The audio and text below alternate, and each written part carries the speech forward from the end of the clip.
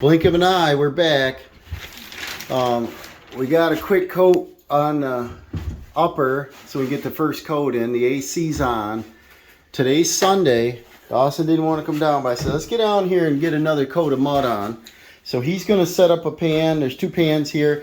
We're going to do a second coat. Go ahead and grab your tape knife, and I'll use this one and you use the other one.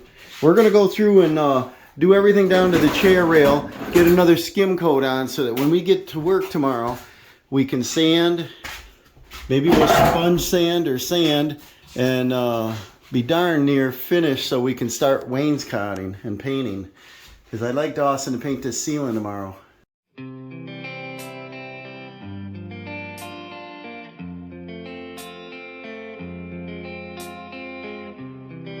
Alright, Dawson's raring to go here. We're back Monday morning. So what we're going to do is I'll probably have Dawson work over on this side. I want him to run either a sponge or a sander over this lightly and feel as he goes. I want this nice and smooth.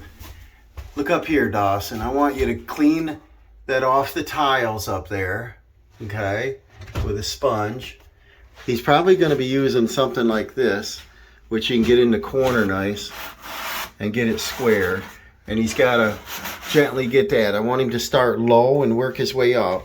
I don't want him to go too fast and get this super dusty in here. We're going to use a shop vac to clean up the mess.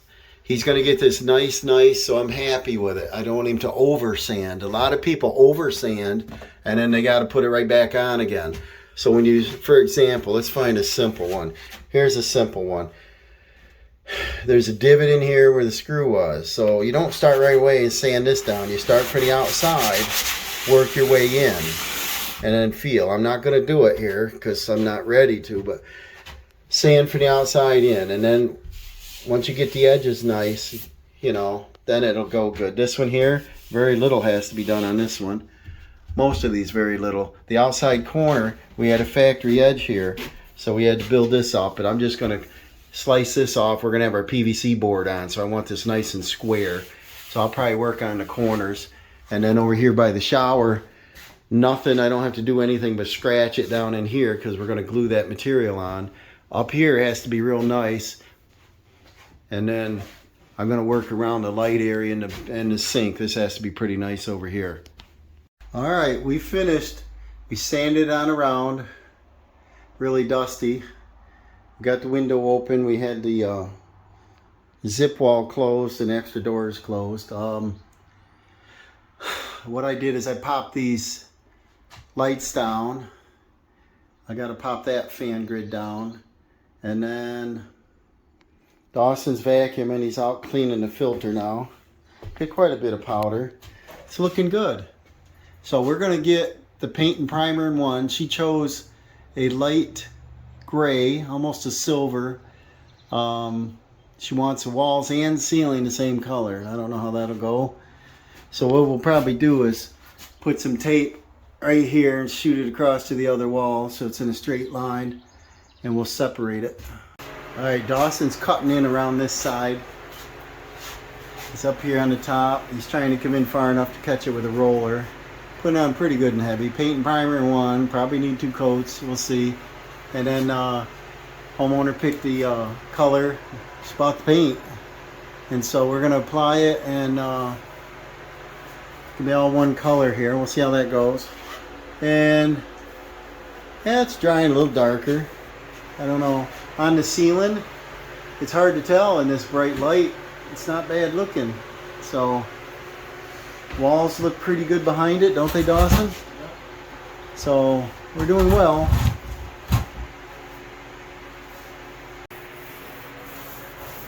Here's our difference in our walls and our, not bad, huh?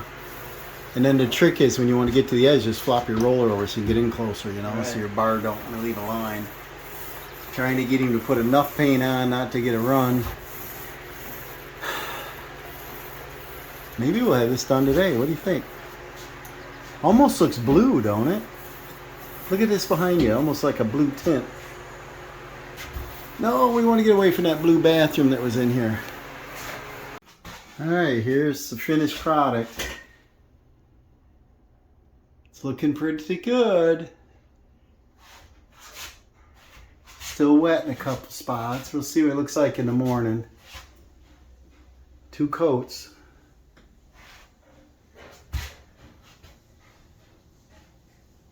Dawson's out cleaning the brushes now. She decided to save that wall, and now it kind of looks funny. It doesn't match anything else. But we'll see. She might tell us to take that out. And that looks pretty good roundabout here.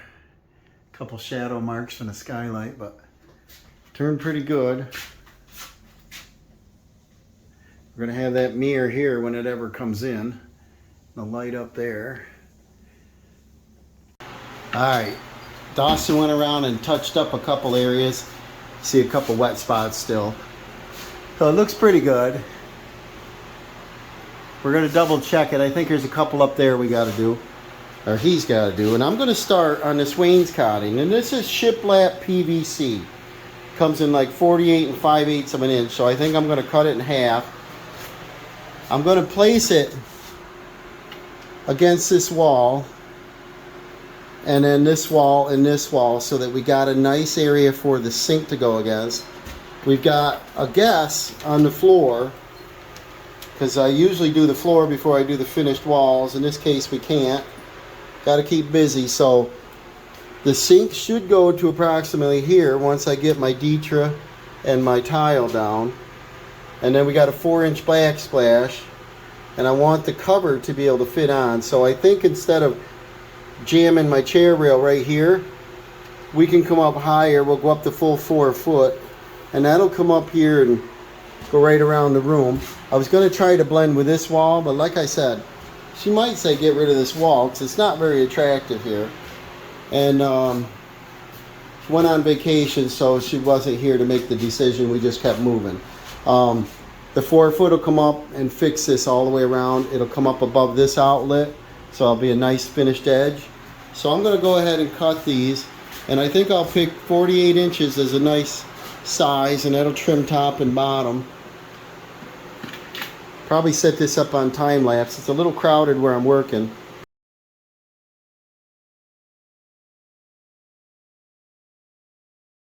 Okay, here's the chair rail installed on this side. We decided to run it level right around here. And what else was I going to say here? I got to put the outlet covers on. Gonna put the light in. I'm not sure I'm going to do an outside corner yet, because I got to get that vanity in there. It should just fit in there. And then I got to come around over here and do this side. I think I got enough material that I can do this, all the way over to here. So that's what I'll do next. Well, I quit last night when the shadows in here, you can't quite tell. But when you come around here, can you notice that? Little shade difference. I don't know if the homeowner's going to like that or not, or request us to paint it. But that irritates me a little bit. It almost looks like they were stored in the sun somewhere. But I think we're going to do this wall. I'm going to ask the homeowner if we're going to do this wall. I don't think we're going to do the end walls. We're going to do PVC board. I'm not sure if we're going to wrap around. If so, I have to replace this molding. And then go down this wall, because instead of that cabinet going over here, we might be putting it here. Alright, I put up a new light. New mirror light with push buttons. On, off, dim. Got the outlet back together. Got everything in here. We're going to have to finish up the wainscoting tomorrow. We got a short day today. So it's going pretty good, but you know, it looks pretty good so far. Alright, so we've got I think a 2-ton jack and a post supporting this. This is that kit house, only 2x6s. We cut that out because there's our shower drain. Look at all them nails. I was going to cut both of them, put a header in, but this one might be fine. So let's pound them nails over. Those are T-nails coming down from the hardwood. And then here's a T-nail.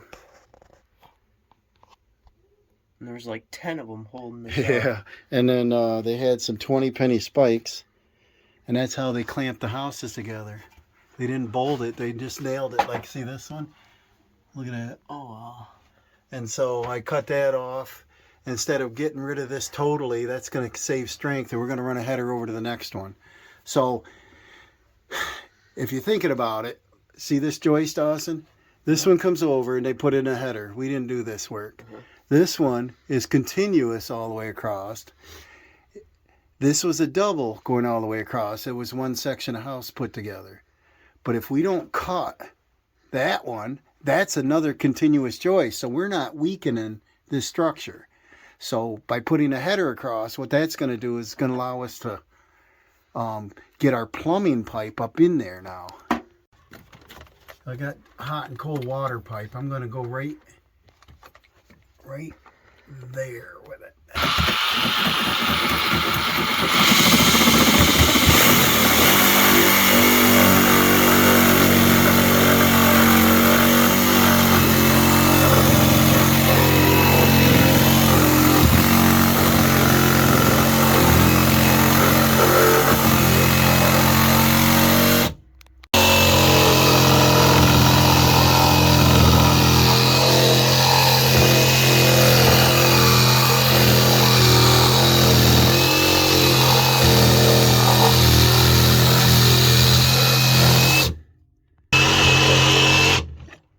Now we're going to pry that out. So what that does is now, let me see a piece I just thrown. What I want to do is I want to put a header going from here this way. And that transfers a load from this side to this side. And that stiffens up the floor. And that runs full spin. Right. And over here we're going to do the same thing. That's, like I said, it's not super necessary now. But because it was a double, that's where they clamped it together. We're going to run this over to here. That transfers a load to each side, you know. And if we want it even stronger, we do another one from this side to this side. And then from this side to this side. And that transfers it and it beefs up the floor.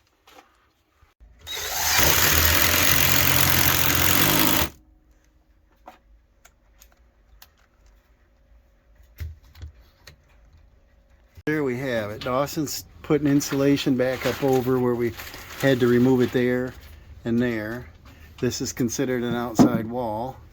And then I'm putting these grids back up. Some of the parts are missing. They were never put up. See, they're down. But I'm going to put as much together here as I can. And there's our finished product with our brackets. This is going to open up my drain to come down into here. And this is already below the ceiling.